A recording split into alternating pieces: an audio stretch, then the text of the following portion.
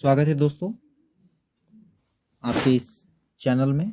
आज हम लोग पढ़ेंगे नेशनलिज्म इन यूरोप। ठीक है, आज का जो हमारा ये टॉपिक है नेशनलिज्म इन यूरोप। इसमें आखिर में पढ़ना क्या है कि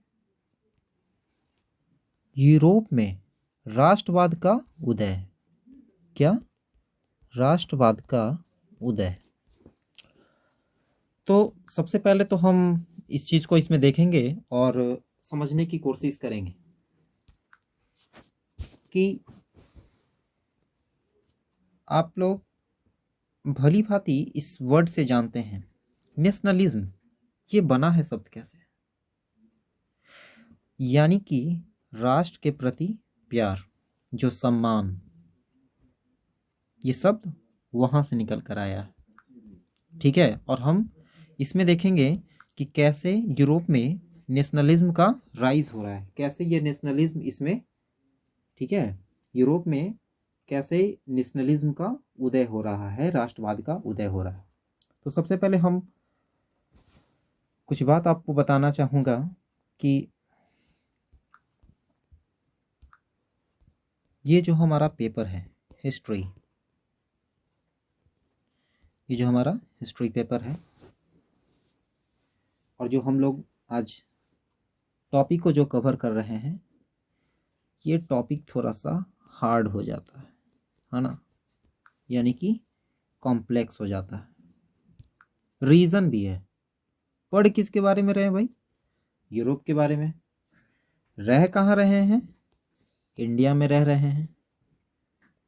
तो भाई इंडिया में रह रहे हैं और पढ़ यूरोप का रहे हैं।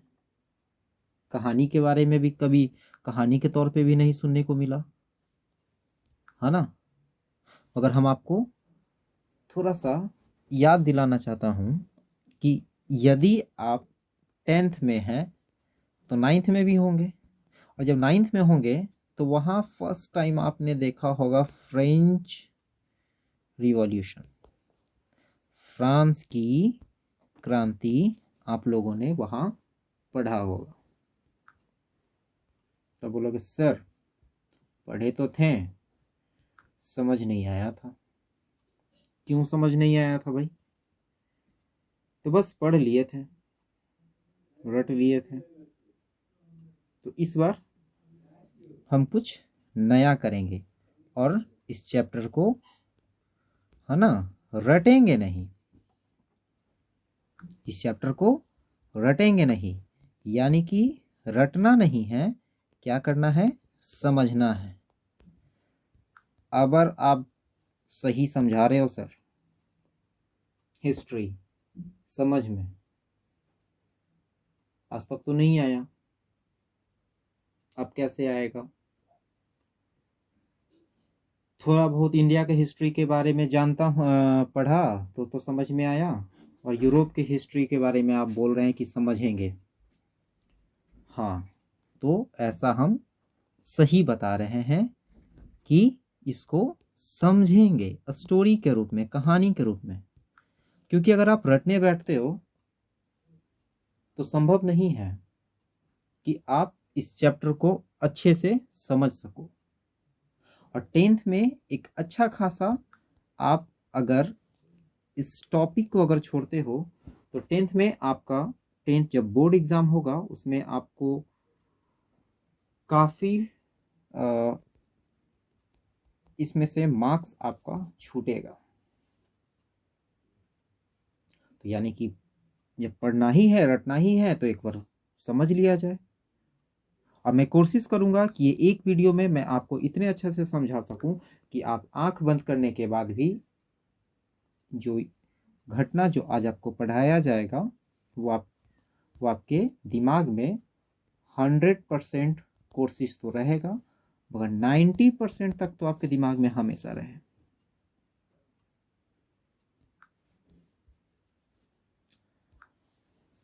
तो हम लोग शुरुआत करते हैं the rise of nationalism in Europe, यानी कि यूरोप में राष्ट्रवाद का उदय। तो यूरोप में राष्ट्रवाद का उदय हुआ, इसका मतलब कि उससे पहले वहाँ कुछ शासन व्यवस्था वगैरह कुछ अलग था क्या सर? तो हाँ भाई, अलग था। आज हमारे देश को कौन चलाता है? क्या सर बच्चा वाला बात पूछती है। मंत्री विधायक जी होते हैं, वो चलाते हैं। मंत्री विधायक जी होते हैं, वो चलाते हैं। तो उसको हम लोग कहते हैं डेमोक्रेसी, है ना। वो हो गया आपका डेमोक्रेसी, लोकतंत्र। ठीक है। डेमोक्रेसी में क्या होता है कि आप किसी प्रतिनिधि को चुनते हैं और वो क्या करता है, आपके हित, जो आपके जो हित में जो होता है, जो आपको समस्या है, उन समस्याओं को क्या करता है, केंद्र सरकार के पास ले जाता है और वहां से योजना तैयार किया जाता है। और उस योजना को, ठीक है, क्या उस योजना को आप लोगों तक, अधिकारियों के द्वारा, ऑफिसर्स के द्वारा आप लोगों तक पहुंचाने का काम किया जाता है। तो आप लोग बोलेंगे ये कौन सा नया बात बताएं सर, ये तो जानते ही थे हम पहले से। कुछ आप बोलें कुछ नया बताएंगे। तो आगे बढ़ते हैं और देखते हैं। ये है हम लोग जो आज आज के जीवन शैली में जो हम लोग अपने आसपास जो देख रहे हैं, ठीक है, ये उसकी बातें हैं। अब हम लोग इंडिया में भी पहले चले जाते हैं।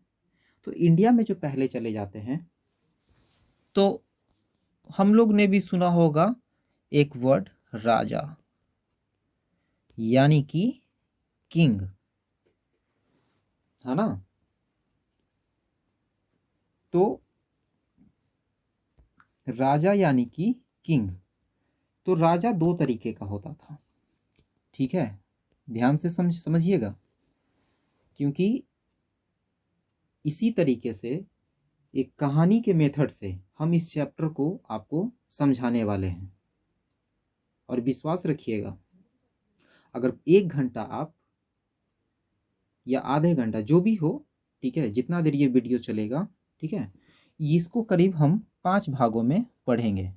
इस चैप्टर को हम लोग पार्ट बाई पार्ट करके 5 भागों में पढ़ेंगे, क्योंकि अगर एक ही पार्ट कर दिया जाएगा तो बोरिंग हो जाएगा। तो हम लोग 5 पार्ट में पढ़ेंगे, जिसका पहला पार्ट आज आप लोग देख रहे हैं। तो इंडिया में भी पहले राजा हुआ करता था। जी सर पता है, आगे बताइए। भैया तो जो राजा हुआ करता था, तो राजा दो तरीके का राजा होता था। अबरी आप सही बोले सर, राजा दो तरह का होता है। हम तो जानते थे राजा राजा होता है। भैया राजा राजा तो होता ही है, हमने कहाँ कहा। लेकिन उसका व्यक्तित्व दो प्रकार से हम लोगों को देखने के लिए मिलता है। जैसे कि हम लोग पहला देखेंगे और दूसरे प्रकार के राजा के व्यक्तित्व को देखेंगे। पहला राजा जो दान पुण्य करता था, बड़ा समाज सेवी था, है ना। अंकुर नाम का एक लड़का गया, बोला राजा जी हमारे घर में खाने को अनाज नहीं है। राजा बोला जाओ, वो देखो सामने पड़ा हुआ है जमीन, है ना, जाओ उस जमीन में खेती करो और टैक्स के रूप में, तुम्हारे पास जमीन नहीं है ना, हम तुमको जमीन दे देते हैं, जाओ जाकर खेती करो, और जो टैक्स होता है उस टैक्स में से 1/6, 1/10, अलग अलग राजाओं के समय अलग अलग ये कुछ टैक्स हमको दे देना तुम पैसा। मतलब बहुत अच्छा सर।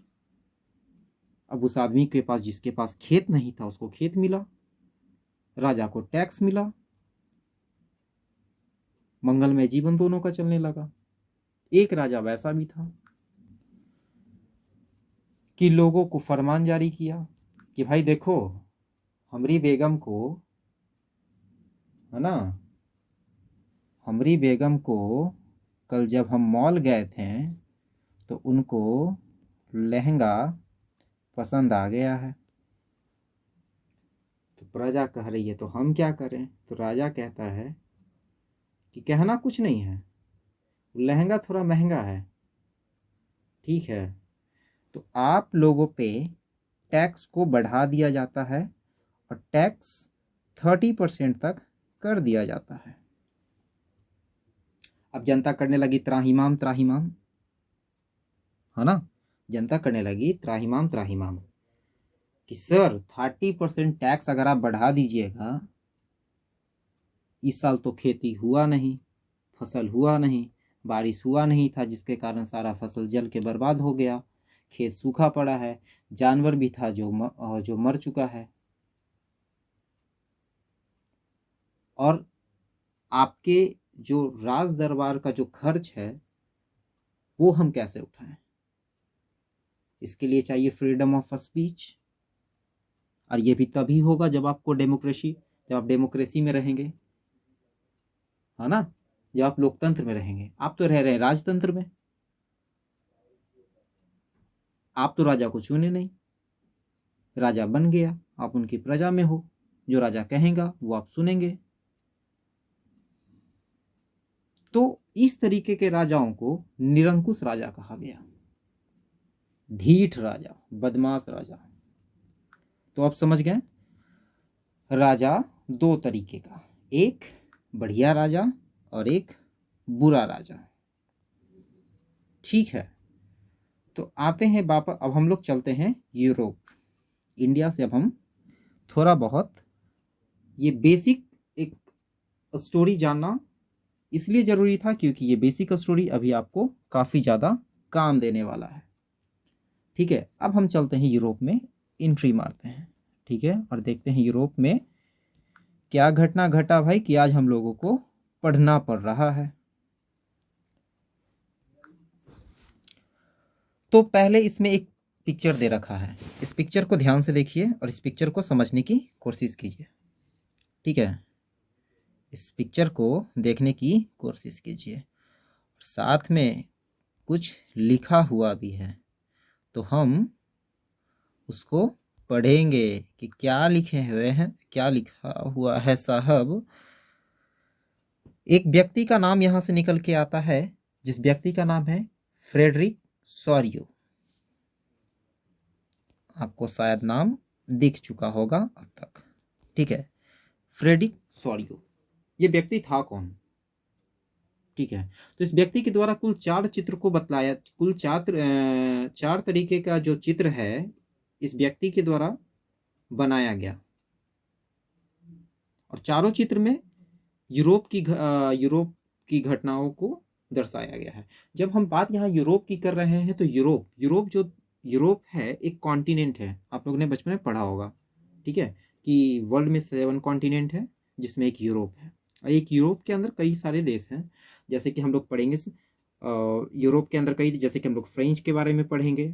ठीक है, जो अभी करंट टॉपिक है फ्रेंच पढ़ेंगे, रूस के बारे में पढ़ेंगे। ठीक है, स्विट्जरलैंड, यूके, इन सभी कई अगर आसपास के फ्रांस के अगल बगल, यानी कि जो फ्रांस के अगल बगल जो देश है, ठीक है, उन सभी के बारे में हम लोग थोड़ा थोड़ा जानेंगे और समझेंगे कि पूरे यूरोप में कैसे राष्ट्रवाद का उदय हुआ, और ये शुरुआत इसका कहाँ से हुआ। तो शुरुआत तो आपका 9th से ही हो चुका था, अगर आपको ध्यान होगा 9th में। ठीक है, तो 9th में ही आपने पढ़ा होगा फर्स्ट में, है ना, कि क्या हुआ, सैनिक लोग घुस चुका था बेस्टिल्स में। क्यों घुस चुका था? क्योंकि जो पाव रोटी था, यानी कि जो ब्रेड था, ब्रेड का दाम क्या हो गया था, आसमान छू रहा था। ब्रेड का दाम क्या हो रहा था, आसमान छू रहा था, है ना। ब्रेड का दाम क्या हो रहा था, आसमान छू रहा था। तो भाई जब ब्रेड का दाम आसमान छू रहा था तो लोगों को क्या चाहिए, खाना चाहिए, बेसिक नीड है भाई। अगर आप, है ना, ब्रेड के दाम को बढ़ा देते हैं तो एक गरीब तबके का जो लोग है उन लोगों तक वो पहुंचेगा कैसे। तो वापस से पहले इस डायग्राम में आते हैं, तो इस डायग्राम में क्या दिखाया गया है उसको देखने की हम कोशिश करेंगे। ठीक है, तो यहाँ पे झंडा लिए हुए कुछ व्यक्ति है। ठीक है, इसमें जनतांत्रिक और सामाजिक स्थिति को दिखाया गया है। ये कौन सा नाम ले लिए सर, यानी कि इसमें क्या दिखाया गया है, ये देखिए, इसको हम थोड़ा सा छोटा करते हैं। ठीक है, और अब हम लोग पहले टॉपिक को पढ़ते हैं, उसके बाद आप लोग के पास अगर बुक अवेलेबल होगा तो बुक को खोल के रखिए, जिससे कि क्या होगा ना कि आप लोग को समझने में काफ़ी ज़्यादा आसानी होगा। ठीक है, तो पहले हम इस टॉपिक को देख लेते हैं, आपको हम दिखा देते हैं, उसके बाद सीधे हम उसको कहानी के तौर पे समझाएंगे। ठीक है, कि कैसे ये जो हम फेडरिक सॉर्यू के बारे में जो हम लोग पढ़ेंगे 1848, और कुछ बात को हम लोग और क्लियर करेंगे। ठीक है, कि 1848 है जिसको हम लोग, ठीक है, 19th सेंचुरी भी इसको हम लोग बोलेंगे। नहीं सर, 1848 इसको हम 19th सेंचुरी क्यों बोलेंगे, बताएंगे इसके बारे में भी। जिन लोगों को नहीं पता है उनको बताएंगे, और जिन लोगों को पता है, बहुत अच्छी बात है कि आपको पता है। तो उसमें क्या दिखाया गया है, ठीक है, कि डेमोक्रेटिक और सोशल रिपब्लिक यानी कि जनतांत्रिक और सामाजिक स्थिति को दिखलाया गया है। यह जो पहला चित्र है, इस चित्र में क्या दिखाया गया है ना, यूरोप अमेरिका। ठीक है, इसमें यूरोप और अमेरिका, ठीक है, सभी उम्र के सामाजिक वर्ग, ठीक है। इस अब series the Europe and America men's and women's of all ages and social caste, ठीक है, कि सभी लोग, सभी जाति के लोग, सभी जाति की, सभी धर्मों की महिला, ठीक है। हालांकि धर्म ज़्यादा नहीं था, धर्म कहना तो उतना उचित नहीं होगा, ठीक है। उम्र और सामाजिक वर्ग, सामाजिक वर्ग मतलब हमारा जो समाज है, ठीक है, यानी कि जो कास्ट है, वो आप अगर पढ़े होंगे 9th में तो उसमें था, ठीक है, 4 स्टेट में बांटा गया था। फर्स्ट में पादरी को रखा गया था, है ना, अगर आपको याद होगा। कोई बात नहीं, 9th में हम नहीं जाते हैं अभी, अभी 10th में ही रहते हैं पहले, ठीक है, वरना लंबा हो जाएगा वीडियोस। तो पहले हम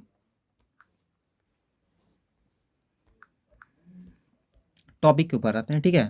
तो इस फोटो में ध्यान से देखिएगा कि इस फोटो में क्या दिखाया जा रहा है, कि सभी वर्ग के, ठीक है ना, सभी वर्ग के, सभी उम्र के सामाजिक जो भी महिला या पुरुष लोग हैं वो लोग निकल पड़े हैं, ठीक है। और एक है स्वतंत्रता की देवी, ठीक है, स्वतंत्रता की देवी। अब हाथ में क्या ली हुई हैं, तो एक हाथ में इनके मशाल है ना, एक हाथ में इनके क्या है, मशाल है, और एक हाथ में क्या है, ज्ञान। एक हाथ में मशाल है और इनके एक हाथ में घोषणा पत्र है, ठीक है।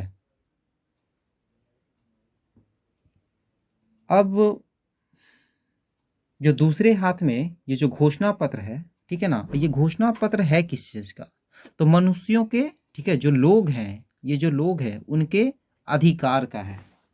और सबसे ताजुब वाली बात क्या है, ये जो इस पिक्चर में ये जो दर्शाया गया है, ये सभी काल्पनिक घटनाएं हैं, ये एक इमेजिन किया गया था, ठीक है, किसके द्वारा, तो फ्रेडरिक सॉरियो के द्वारा। हमने अभी आपको बताया कि इसके इस जो ये जो फोटो है, ये जो चित्र है, इसके जो निर्माता हैं कौन है, सॉरियो जो है, ठीक है ना, इनके द्वारा इस चित्र को बनाया गया, ठीक है।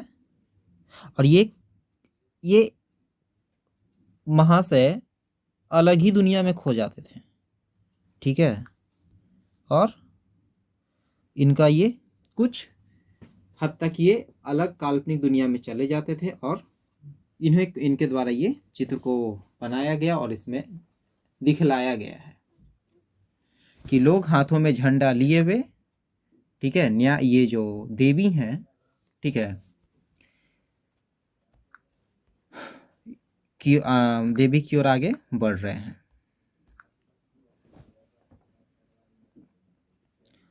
अब आप अगर ध्यान से देखेंगे तो आपको कहीं इसमें अमेरिका दिख रहा है क्या, नहीं दिख रहा होगा, थोड़ा सा जोर लगाएंगे तो दिखेगा। अच्छा, ये तो बड़ा लंबा ट्रेन है सर। बोले हाँ, ये देखिए ये लाइन भीड़ कुछ इस तरीके से चलता जा रहा है ना, ये कुछ भीड़ है। तो ये जो भीड़ है ये अलग अलग देशों का है।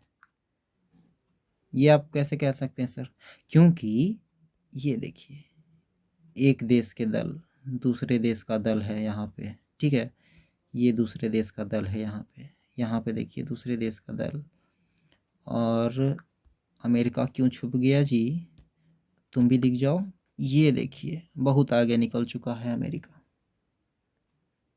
तो कहना क्या चाहता है इस दृश्य के माध्यम से, इस पिक्चर के माध्यम से, ठीक है, सॉरी क्या कहना चाहता है, कहना ये चाहता है ना कि अमेरिका और स्विट्जरलैंड जो देश था वो पहले ही राष्ट्र बन चुका था 1848 तक, ठीक है। 1848 में जब ये उससे पहले ये सब राष्ट्र बन चुका था।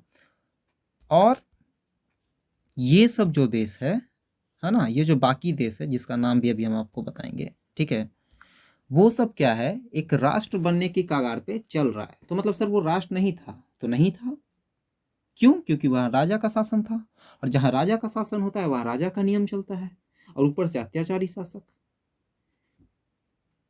ठीक है।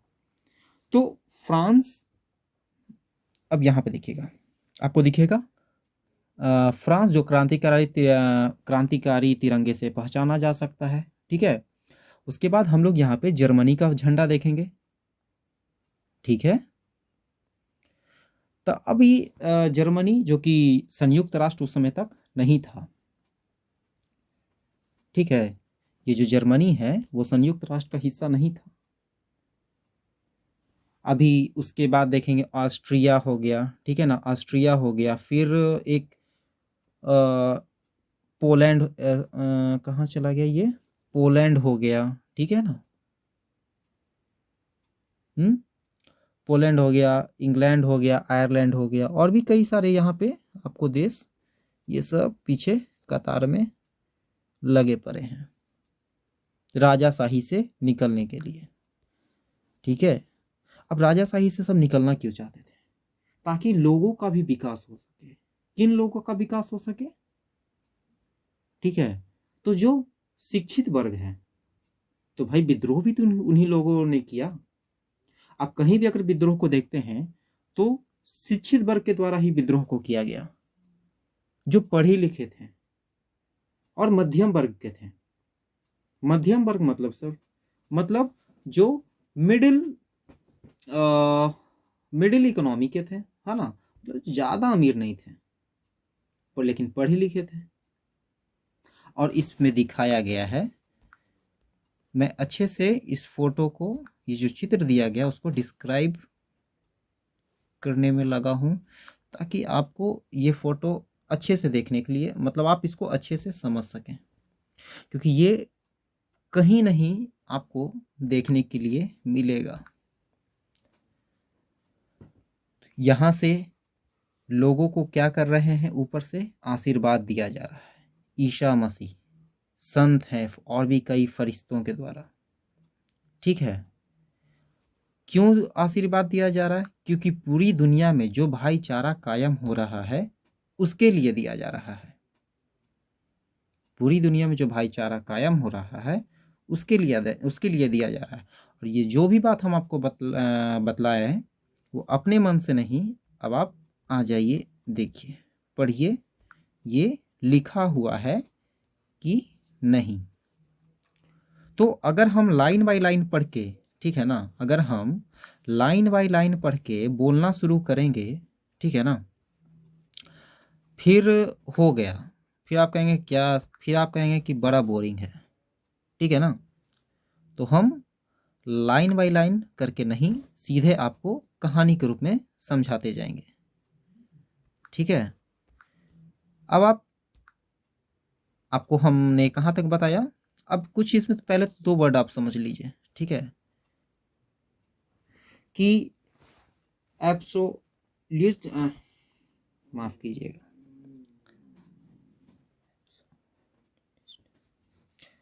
कि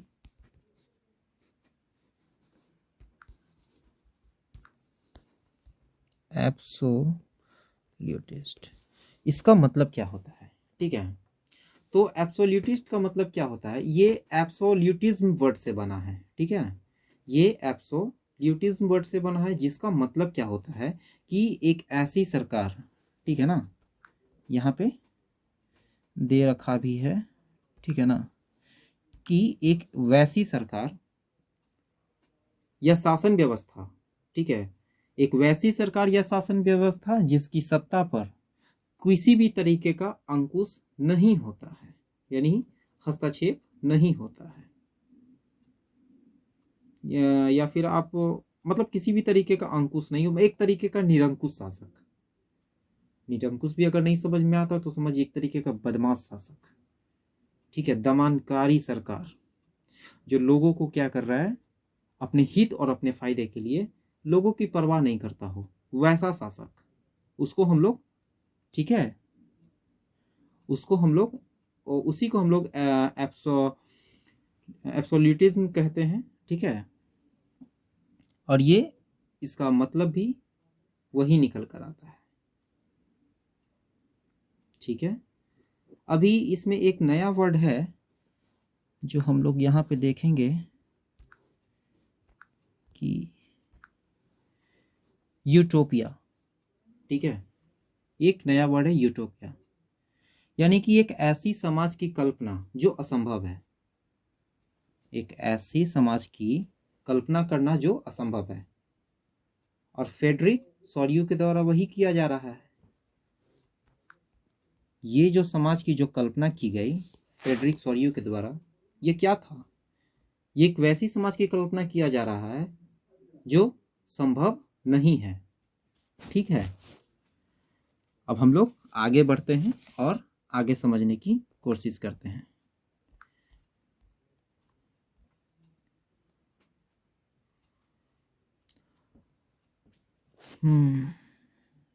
कहाँ तक हम लोगों ने समझा? हम लोगों ने समझा कि identify the following of the reach of the, हाँ, हम लोगों ने ये पढ़ा था, है ना, ये झंडा के बारे में हमने आपको बताया था, जर्मनी का झंडा लिए हुए था, ठीक है, यहाँ तक हमने आपको बतला दिया था।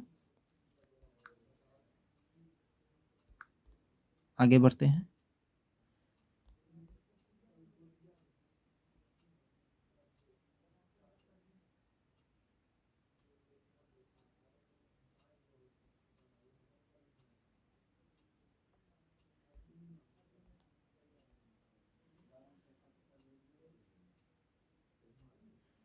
अब देखिए,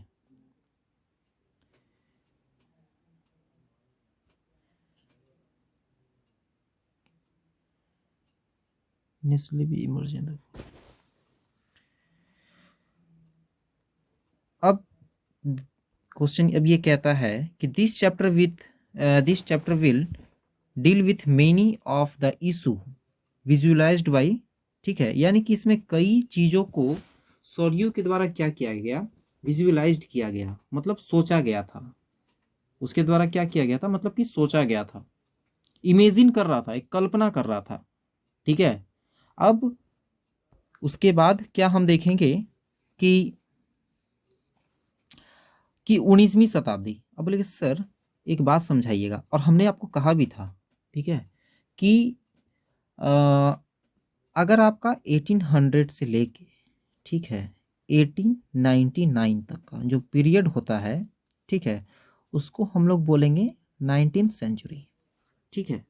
इसलिए यहाँ पे 19th सेंचुरी की बात हो रहा है, यहाँ पे आप देखेंगे तो क्या लिखा हुआ है 19th सेंचुरी, लेकिन जब इसको आप डेट में लिखेंगे तो 1800 से 1899। आप आज का डेट देख लीजिए, आज क्या चल रहा है, 20 सेंचुरी या 21 सेंचुरी, 20 सेंचुरी या फिर 21 सेंचुरी। तो अभी चल रहा है 2023, 2023, ठीक है। ये आपका शुरू कब से हुआ था? ये हुआ था आपका 2000 से लेके आपका ये चलेगा 2099 तक, ठीक है। जिसको हम लोग अगर आप कहेंगे सर ये तो 20वीं सेंचुरी हो गया। नहीं भाई, ये 20वीं सेंचुरी से बढ़ रहा है, अब ये 21 की ओर बढ़ चुका है, ये बढ़ चला है।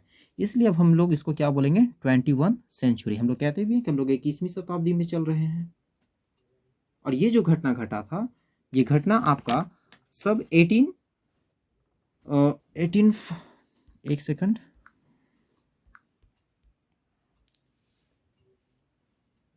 ये घटना 1848 की है। ठीक है, ये घटना कब की है, 1848 के है, यानी कि 1848। तो हर सभी जगह आपको 1848 की जगह आप 19th सेंचुरी का भी इस्तेमाल कर सकते हैं। अगर इसके डीपली में जाया जाए तो 19th सेंचुरी के भी दो भागों में बांटा गया है, फर्स्ट हाफ और सेकंड हाफ। तो इतना कॉम्प्लेक्स टर्म में हम लोग नहीं जाएंगे, ऑलरेडी कॉम्प्लेक्स बुक को हम लोग पढ़ रहे हैं, एनसीईआरटी, इसको समझने की कोशिश कर रहे हैं। अगर मैं समझा पाया तो वही बहुत है। ठीक है, तो हम लोग कहाँ थे, आगे बढ़ते हैं कि माफ़ कीजिएगा, आज फर्स्ट डे है तो थोड़ा सा दिक्कत हो रहा है। आगे से कोशिश करूँगा कि आप लोगों को ज़्यादा परेशानी ना हो। तो during the 19th century nationalism, अब देखो, अब फिर हम कहानी तो पढ़ेंगे नहीं, कहानी पढ़ेंगे तो भाई बोर हो जाओगे। ठीक है, कहानी लाइन बाय लाइन पढ़ेंगे तो, इसलिए समझाने की आपको कोशिश करता हूँ। वो ये कि जो 19वीं शताब्दी था ना, उसमें राष्ट्रवाद मतलब एक ताकत बन के उभरा था। राष्ट्रवाद का मतलब हम आपको पहले ही समझा चुके हैं कि अब वो लोग क्या था कि राजा के चंगुल से वो लोग मुक्त होना चाहता था, वो लोग राजा के चंगुल से बाहर निकलना चाहता था। तो एक बड़ा ताकत बनकर निकला जिसमें यूरोप के राजनीतिक, अब इसमें क्या होता है कि 19 ये बाहर, अब उससे क्या होता है ना कि एक जो यूरोप का है ना राजनीतिक में, ठीक है, राजनीतिक मतलब एक पॉलिटिकल, यूरोप के पॉलिटिकल, ठीक है ना, और मेंटल वर्ल्ड में यानी कि मानसिक जगत में बहुत बड़ा परिवर्तन कर देता है। यानी कहने का मतलब अब लोग राजा को मानने के लिए तैयार नहीं है, रोज लोग चाह रहा है कि भाई हमको आज़ाद करो, हमको फ्रीडम करो, हमारे देश में एक नियम होना चाहिए, एक कानून होना चाहिए, एक संविधान होना चाहिए, हम नहीं रहेंगे। तो उस देश में क्या होगा, एक पॉलिटिकल बदलाव देखने के लिए मिलेगा कि नहीं, एक मेंटल है ना, एक मानसिक एक मेंटली आपको बदलाव देखने के लिए मिलेगा कि नहीं, कि कहाँ लोग पहले राजा से डर रहा था, लोग राजा के बारे में सुनना चाहता था, आज राजा को कह रहा है कि नहीं नहीं नहीं, राजा के अगेंस्ट वो लोग सड़क पे निकला हुआ है झंडा लेके कि नहीं, अब क्या करना है भाई, अब एक जो ये जो देश होगा, इस देश में क्या होगा कि एक नियम के आधार पे चलेगा, एक कॉन्स्टिट्यूशन बनेगा। ठीक है, अब इसमें क्या होता है आगे जाके कि द एंड रिजल्ट, आखिर में परिणाम क्या होता है, this changes by emerge into national states in the place of multinational, ठीक है, डायनेस्टिक एम्पायर ऑफ यूरोप। यानी कि फिर उसके बाद क्या होता है कि जो बहुराष्ट्रीय वंशीय जो मतलब जो कई मतलब राष्ट्रीय जो वंशीय साम्राज्य था ना, उसके स्थान पर राष्ट्र राज्य का उदय होता है। मतलब एक वैसा एक कहने का मतलब सिंपली भाषा में हम कुछ ऐसे समझने के तो आप ऐसे भी समझ सकते हैं कि अब राजाशाही को ख़त्म कर दिया गया, ठीक है, और एक देश के रूप में ये उभर के आने लगा। ये सब बात आपको फ्रेंच का यानी कि फ्रांस के बारे में बताया जा रहा है। ठीक है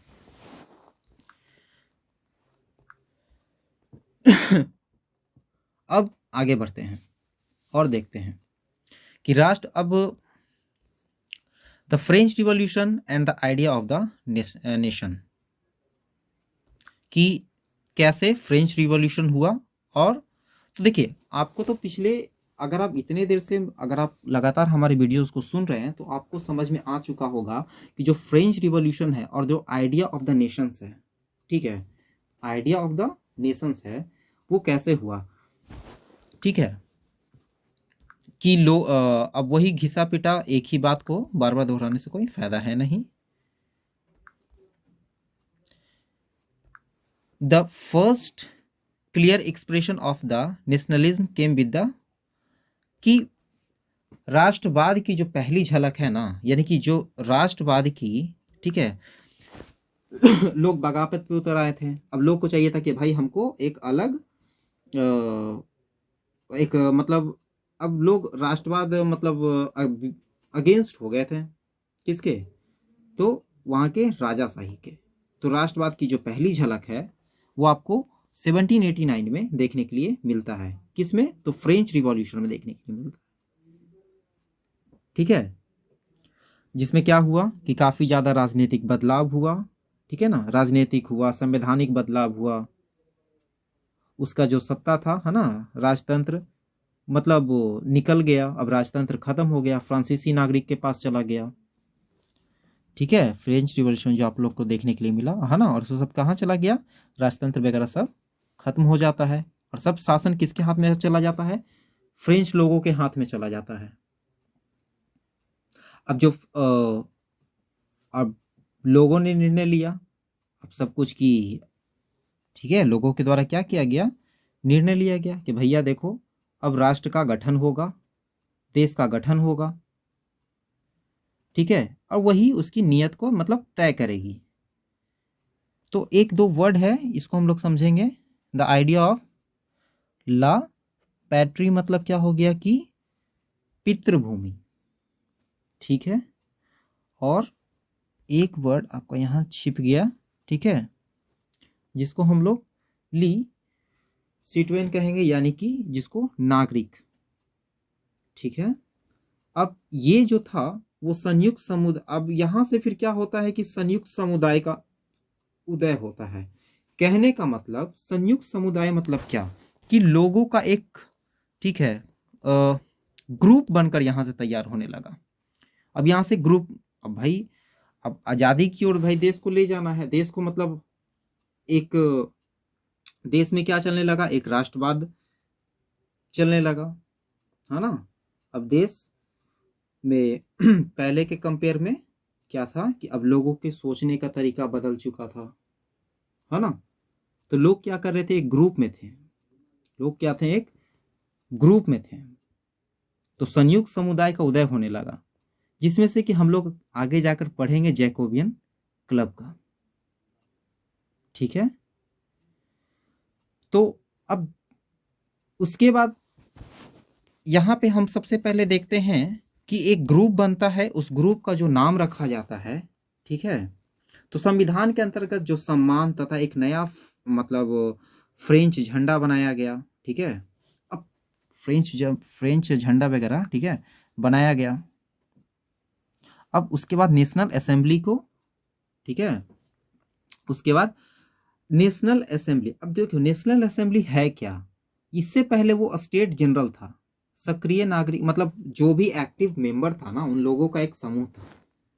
अभी एक्टिव मेंबर कौन सा, तो जो इसमें भाग लिए हुए थे, किसमें भाग लिए हुए थे, फ्रेंच रिवॉल्यूशन में, उसके जो एक्टिव मेंबर थे, ठीक है, वो कौन थे, वो लोग स्टेट जनरल। अभी स्टेट जनरल का नाम बदल के क्या कर दिया गया, नेशनल असेंबली। अब जब नया नया बदलाव आया तो नया नया स्तुति हो गया, राष्ट्रगान हो गया, शपथ हो गया, ठीक है। और यहाँ, ठीक है, हम लोग यहाँ पे फिर देखेंगे कि नया नया क्या होने लगा, राष्ट्रगान आया, शपथ आया। अब देश के लिए क्या होने लगा था कि केंद्रीय प्रशासनिक व्यवस्था को भी लाया गया। अब आप समझने की इसको समझने की कोशिश कीजिए कि केंद्रीय, ठीक है, कि सेंट्रल एडमिनिस्ट्रेशन, ठीक है, सेंट्रलाइज्ड एडमिनिस्ट्रेशन सिस्टम लाया गया, ठीक है, कि सेंट्रलाइज्ड एडमिनिस्ट्रेटिव सिस्टम एक्चुअली में होता क्या है, कि एक जैसे कि यहाँ पे आज आप भारत सरकार को देखते हैं, उसमें क्या होता है कि कई छोटे छोटे, है ना, स्टेट्स हैं। तो अब ये क्या होता है कि ये उनके कंट्रोल में चला जाता है, जो वो नियम बनाती है, ठीक है, उससे इन सबों में उन नियमों का इनमें पालन किया जाता है, जिससे कि देश के किसी भी क्षेत्र में या किसी भी आप जगह चले जाइए तो आपको सभी जगह से समान रूप से आपको कानूनी जो भी आपको सहायता है या फिर जो भी आपका सम्मान है, कानूनी हक है, वो आपको किसी भी राज्य में समान रूप से मिलेगा।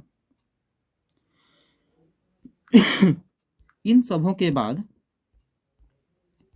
ठीक है, अब आगे जाके क्या होता है कि जो ट्रेड्स वगैरह था, पहले क्या था फ्रांस में कि आप एक जगह से, देश के भीतर ही एक जगह से दूसरे जगह अगर आप ट्रेड कर रहे हैं तो उसमें भी टैक्स देना पड़ता था।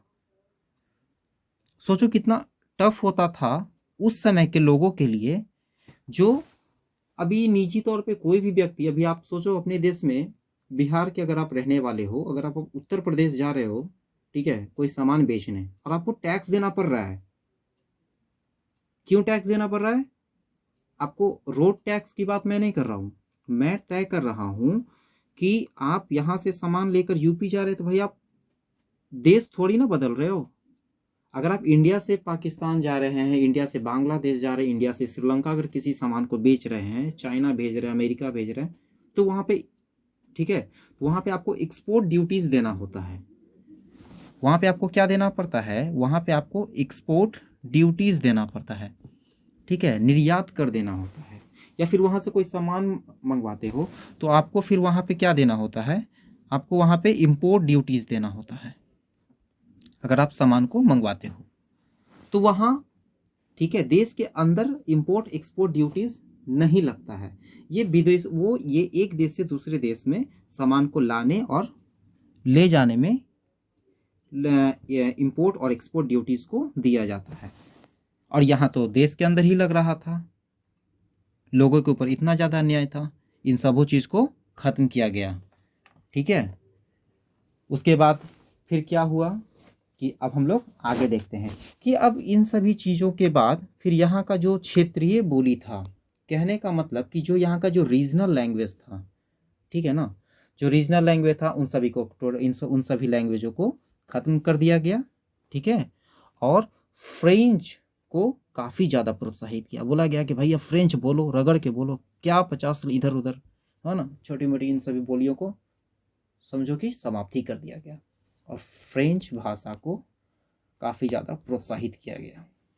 अब ज़्यादा से ज़्यादा लोग कौन से भाषा का उपयोग कर रहे थे? फ्रेंच कर रहे थे। अभी क्रांतिकारी जो लोग था वो लोग घोषणा भी कर दिया था, ठीक है। क्या घोषणा कर दिया था?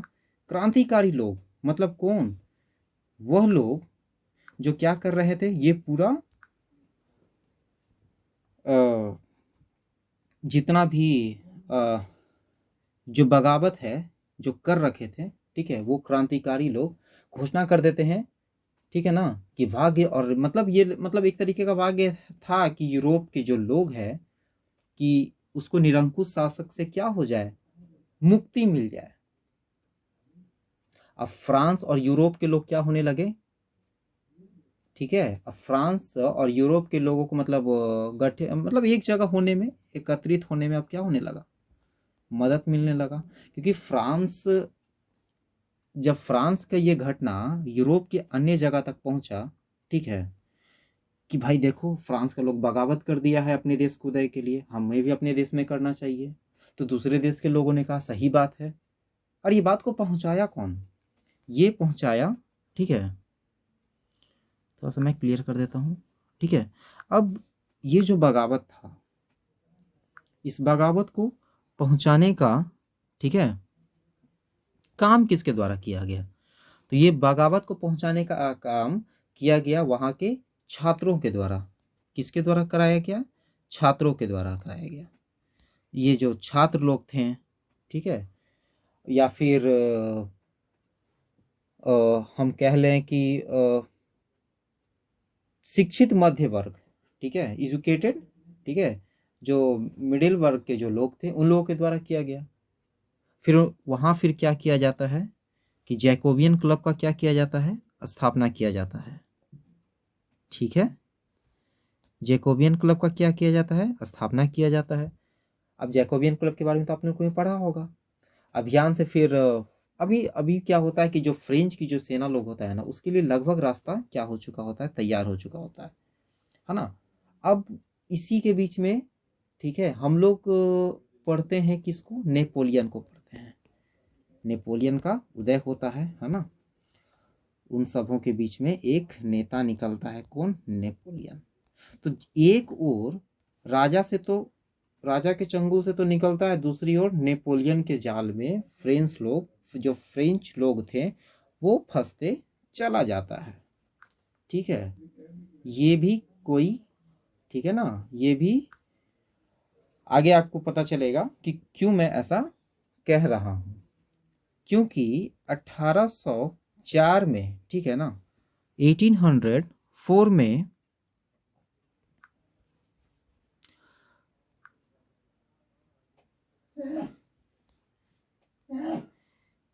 एक सेकंड,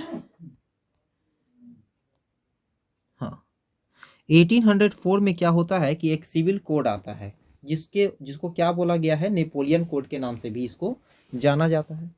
ठीक है, इसको नेपोलियन कोड के नाम से जाना जाता है। ये क्या था कि जन्म आधारित जो भी विशेषाधिकार होता है, ठीक है ना, उन सभी राइट को क्या कर लिया गया था, छीन लिया गया था। उन सभी राइट्स को छीन लिया गया था। अभी नेपोलियन कहाँ से निकल के आया, नेपोलियन फ्रांस में जो क्रांतिकारी जो लोग थे ना, उसी क्रांतिकारी में से ये एक लीडर निकल के आया था, नेपोलियन, जो लोगों को ये रास्ता दिखा रहा था कि देखो हम तुमको आज़ादी की ओर ले चल रहे हैं, तुमको हम उस गुलामी से हटा के देखो इस ओर ले जा रहे हैं। लोग भी बहुत खुश, सपोर्ट किया कि बहुत बढ़िया बहुत बढ़िया, चलिए चलिए चलिए, मज़ा आ रहा है ना। अब नेपोलियन हालांकि बहुत काम अच्छा भी किया, जैसे कि क्या किया कि नेपोलियन जो भी, अब नेपोलियन क्या करता है, सिंप्लीफाइड कर देता है एडमिनिस्ट्रेटिव डिवीजन को, है ना, यानी कि जो प्रशासनिक काम था ना उसको बहुत ही आसान कर देता है। ठीक है, और क्या करता है कि जो फ्यूडल सिस्टम होता है, यानी कि सामंतवाद व्यवस्था, फिर जागीरदारी, इन सभी से छुटकारा लोगों को दिलवाता है। उसके बाद और क्या करता है, जो भी ट्रांसपोर्टेशन हो गया, कम्युनिकेशन सिस्टम हो गया, ट्रांसपोर्टेशन और कम्युनिकेशन सिस्टम को क्या करता है, इम्प्रूव्ड करता है, जिससे कि जो पीजेंट हो गया, आर्टिशियन हो गया, वर्कर हो गया, और जो बिजनेसमैन लोग जो थे, ठीक है ना, उन लोगों को इस नई नई आज़ादी का थोड़ा आनंद भी वो लोग ले रहे थे। जो नई नई आज़ादी, जिनको उन लोगों को जो नया नया ये आज़ादी मिला है। अब उसके बाद हम समझेंगे स्टोरी के माध्यम से, ठीक है, कि अब इस डायग्राम को समझिए, इस डायग्राम को देखिए और समझने की कोशिश कीजिए। इस डायग्राम में क्या दिखाया जा रहा है कि एक पेड़ लगाया जा रहा है, ठीक है, जिसको स्वतंत्रता का वृक्ष भी कहा जाता है हिंदी में, ठीक है, जिसको क्या बोला जाता है, स्वतंत्रता का वृक्ष। और हम लोग इसको यहाँ से समझेंगे, ठीक है। तो ये जो स्वतंत्रता का जो वृक्ष लगाया जा रहा है, the planting of tree of liberty in tree of liberty, स्वतंत्रता का वृक्ष, ये जो लगाया जा रहा है ना, लोग आज़ाद हो चुके हैं, स्वतंत्रता का वृक्ष लगाया जा रहा है, पूरा हर्षोल्लास से नया नया आज़ादी को क्या किया जा रहा है, इंजॉय किया जा रहा है। अब इसी में आप अत्याचार होते हुए आप देखेंगे कुछ इस तरीके से, वो ये है कि कैसे, है ना, महिलाओं से क्या किया जा रहा है, लूट लापाट छीना जा रहा है, कैसे घुटनों के बल किसानों को सैनिकों के द्वारा दबाया जा रहा है। तो पहले राजा किया कर रहा था मनमानी, अब सैनिक लोग इसी घटना को अब सैनिकों के द्वारा किया जा रहा है। यानी कि आपको आज़ादी मिला तो, ठीक है ना, आपको आज़ादी मिला तो, लेकिन वो कितना बढ़िया मिला, वो आप खुद ही यहाँ पे देख सकते हैं, ठीक है। और एक जर्मन स्क्रिप्ट में यहाँ पे पेड़ के ऊपर एक बात भी लिखा है, मैं आपको उसको बढ़िया से बतलाना चाहता हूँ कि